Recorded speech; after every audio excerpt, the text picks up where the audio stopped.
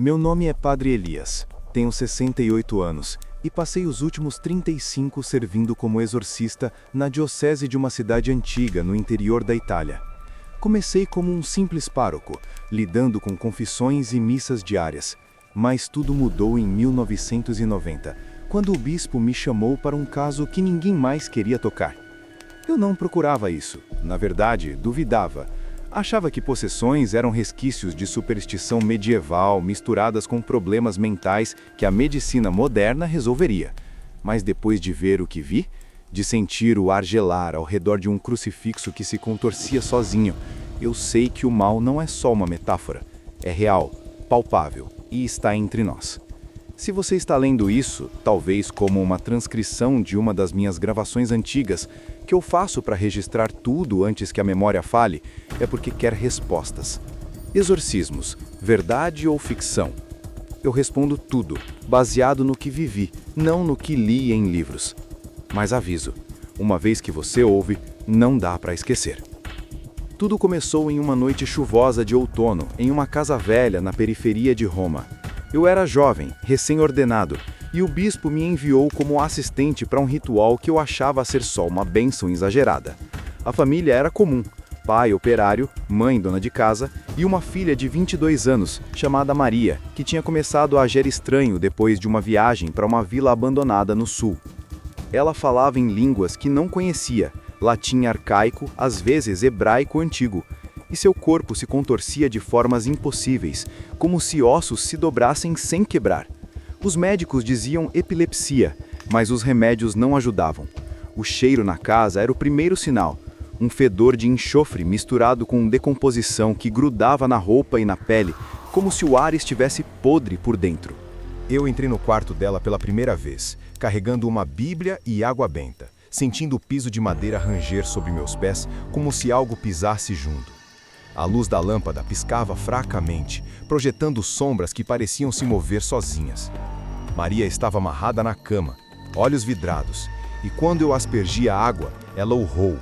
Não gritou, urrou, com uma voz que não era dela, grave e ecoante, como vinda de um poço fundo. "Você não sabe nada, padreco", disse ela em um dialeto antigo que eu só reconheci depois, pesquisando em arquivos velhos da igreja. Naquele momento eu congelei, o coração acelerando, suor frio escorrendo pelas costas. Foi sutil no início, só uma dúvida. Será que era encenação? Mas o cheiro intensificou, e eu saí dali questionando se o mal era mesmo ficção. Dias depois, enquanto eu revisava anotações no meu quarto na paróquia, algo pior aconteceu. Eu tinha gravado o áudio do primeiro encontro em um gravador antigo, daqueles de fita cassete, para analisar com um bispo. Liguei o aparelho à noite, sozinho, com a chuva batendo na janela como dedos impacientes. A fita rodou normal no começo, minha voz recitando orações, o chorro da mãe ao fundo. Mas então veio a interferência, um chiado baixo que crescia, como estática de rádio, misturado com sussurros ininteligíveis. Eu pausei, rebobinei e ouvi claro, nomes. Nomes de pessoas que eu conhecia da infância, segredos que nunca contei a ninguém, como o dia em que roubei uma maçã da horta do vizinho e me arrependi por anos.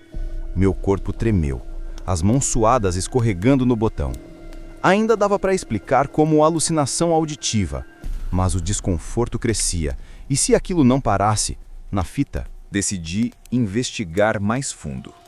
Voltei à casa da família, agora com permissão oficial do bispo para um exorcismo menor.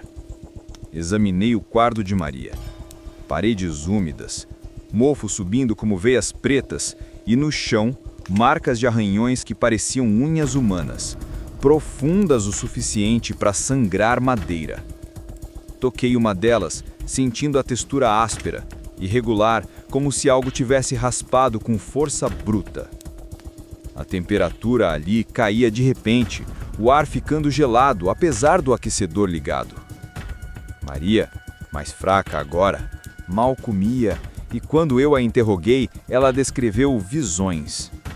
Sombras que seguiam sua mãe pela cozinha, objetos que se moviam sozinhos à noite. Eu chequei os relatos antigos da região, Arquivos de paróquias vizinhas falavam de uma maldição em uma família do século XIX, onde uma mulher morreu possuída após um pacto quebrado.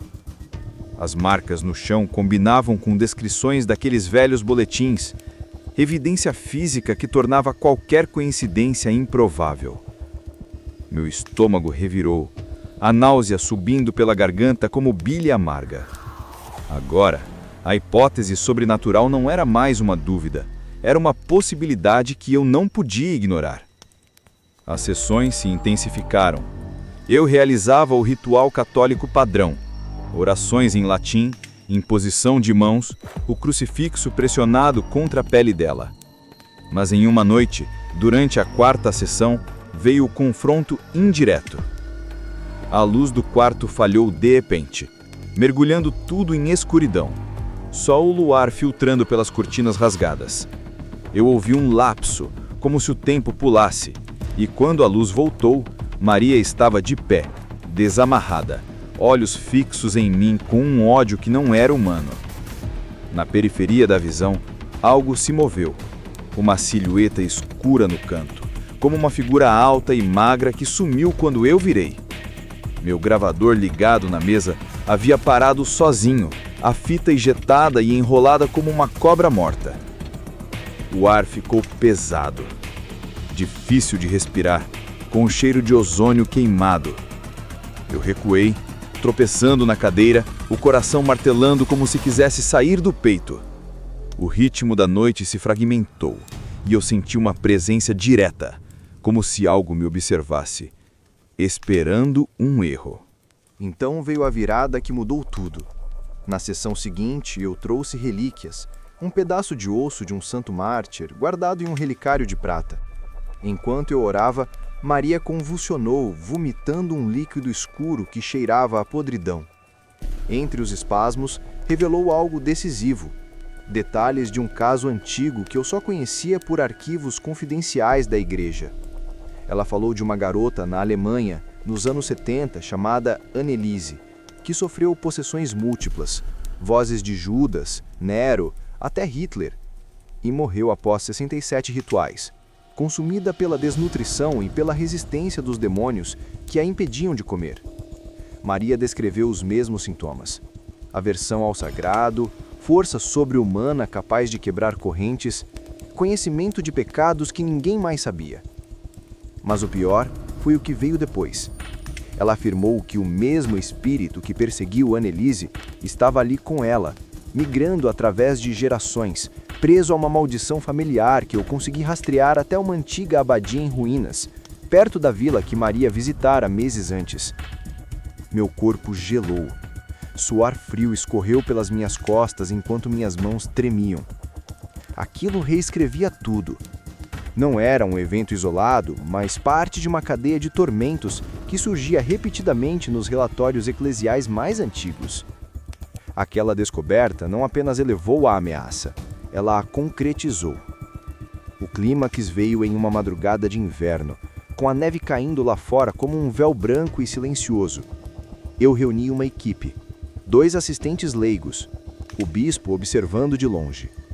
Maria estava no centro do quarto, cercada por velas que tremulavam apesar do ar parado. Iniciei o exorcismo maior, recitando o ritual romano. Exorcizo-te, imundíssimo espíritus. O ar ficou elétrico. A temperatura despencou para abaixo de 0. Minha respiração saía em nuvens brancas. Maria levitou. Não muito, apenas alguns centímetros, mas o suficiente para o ar se encher de um pavor indescritível. O corpo dela se arqueou como um arco prestes a quebrar. As vozes começaram a surgir, uma criança chorando, um homem rindo, um rugido animalesco.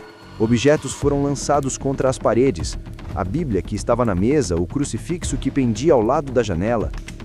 Uma pressão esmagadora tomou meu peito, como se mãos invisíveis tentassem impedir minha respiração. Perdi o controle por um instante, caindo de joelhos enquanto lágrimas e suor nublavam minha visão. As sombras no canto do cômodo começaram a se condensar, ganhando forma. Figuras que sussurravam meus medos mais profundos, lembranças que eu lutava para esquecer. Gritei as orações finais com toda a força que restava, aspergindo óleo santo. Um estrondo parecido com um trovão sacudiu o quarto e, de repente, tudo cessou. Maria caiu no chão, exausta, mas aparentemente livre. As consequências me marcaram para sempre. Fisicamente, deixei aquela casa com hematomas inexplicáveis no peito, marcas profundas que lembravam impressões de dedos. Durante meses, carreguei uma fadiga que não fazia sentido, como se meu corpo tivesse envelhecido anos em poucas horas. Mas o pior veio depois. Emocionalmente, algo se abriu dentro de mim, uma fissura que nunca mais fechou. A paranoia se tornou companhia constante. Eu ouvia sussurros em igrejas vazias, pequenas respirações que se calavam quando eu virava o rosto. No espelho, percebia movimentos atrás de mim que desapareciam no instante em que piscava. A razão os chamava de ilusões. Meu instinto dizia outra coisa. Maria se recuperou, ao menos por fora. Casou-se, teve filhos, levou uma vida tranquila aos olhos do mundo. Mas nunca mais entrou em uma igreja. Evitava cruzes, escapava de missas como quem foge de algo que pode acordar. Parecia carregar consigo uma sombra fina, quase imperceptível, mas sempre presente. Eu continuei meu trabalho. Outros casos surgiram. Um menino nos Estados Unidos, cuja história inspiraria livros, com arranhões que apareciam do nada. Um rancho no deserto onde presenças assumiam formas diferentes a cada noite. Cada caso reforçava o que ninguém quer admitir. Exorcismos não são lendas. São batalhas reais contra algo antigo, paciente, que conhece intimamente as brechas da alma humana. Lida com nossas dúvidas, nossos traumas, nossos segredos e se alimenta deles. Mas o final dessa história nunca foi limpo. Anos depois, quando revisava gravações antigas, encontrei algo que não estava ali antes. Em uma das fitas do caso de Maria, entre o ruído e minha própria voz cansada, ouvi um sussurro. Baixo, arrastado, quase um lamento, mas claro o suficiente para não haver dúvida. Chamava meu nome. Não era eco, não era interferência, era reconhecimento. Naquele instante, compreendi algo que eu evitava desde o começo. O mal não desaparece. Ele apenas se recolhe, observa, espera. Aproxima-se devagar, como quem conhece o caminho. E se você chegou até aqui, talvez ele já tenha encontrado o seu.